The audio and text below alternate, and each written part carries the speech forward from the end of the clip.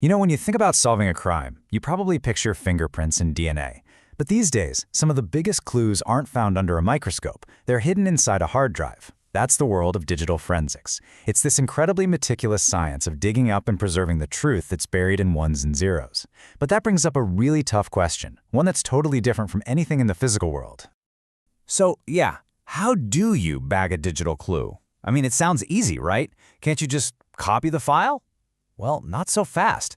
When the evidence is literally invisible, when it can vanish in a millisecond, the real problem is, how do you grab it without accidentally destroying it in the process? And this is where the stakes get just incredibly high. See, in digital forensics, you often don't get a second chance. One wrong click, one reboot done too soon, one little command typed incorrectly, and that crucial piece of evidence, the key to your whole case, could be gone. Just poof, forever. To really get why this is so tricky, we first have to understand that a digital crime scene is unlike any other. It is an incredibly fragile place where the old-school rules of evidence just don't quite work the same way. Just think about the difference for a second. Physical evidence, a weapon, a footprint, it's tangible. You can hold it, it's pretty stable. Digital evidence, it's the complete opposite. It's volatile. Data in your computer's RAM, for example, is like a thought in your head. Turn the power off and it's just gone. It's intangible. And maybe most importantly, it can be copied or changed perfectly, leaving behind zero trace if you're not super careful. So, to even begin to navigate this incredibly fragile world, investigators have to live by a really strict code. And these aren't just suggestions, these are the golden rules that make sure a digital clue can actually hold up in a court of law. Okay, so rule number one, and this is the absolute bedrock of everything they do, is integrity. This just means you have to be able to prove without any doubt that the evidence you're showing in court is the exact same, completely unaltered evidence you collected from the crime scene. Next up, you've got the chain of custody. The best way to think about this is like the evidence's own personal diary. Every single person who touches it, everything they do to it, every time it's moved, it all gets logged. If there's any gap in that diary, the evidence is toast. It could get thrown right out of court. And backing all of this up are a few other huge principles. You've got authenticity, which is just proving the evidence is real, not faked. Then there's repeatability. This one is critical. It means your methods have to be so solid that any other expert can follow your exact steps and get the exact same result. And finally, all of this is wrapped up in relentless documentation, where you record every single thing you do. Okay, so we've got the rules of the road. But how do investigators actually get their hands on these digital fingerprints? Well, it all starts with knowing where to look. And the answer to that is pretty much everywhere. Seriously, evidence isn't just sitting on a hard drive anymore. It could be that fleeting data in the RAM. It could be in network logs, hidden in the metadata of an email, on a mobile phone, or even stored thousands of miles away on a server in the cloud. Now, to capture all this data, investigators usually use two main techniques.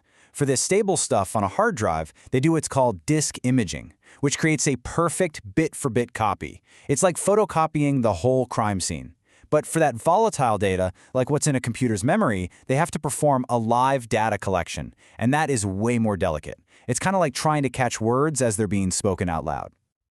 All right, so the evidence is collected. The clue is in the bag. Now, the next major challenge begins: preservation. How do you keep this delicate data totally pure and protected from any possible contamination? The single most important tool for this is called a write blocker, and it does exactly what it sounds like. It physically stops any data from being written to the original evidence. It lets you read everything, but you can't change a thing. Honestly, it's the digital version of an investigator snapping on a pair of gloves before they touch anything. But wait, how do you prove nothing has changed? The answer is this really clever mathematical trick called hashing. Hashing basically runs all the data through a special algorithm to create a unique digital fingerprint. It's this long string of letters and numbers that is totally unique to that one specific chunk of data. So here's how that works in practice. First, you calculate the hash for the original evidence. Then, you go ahead and make your perfect forensic copy. Once that copy is made, you calculate its hash.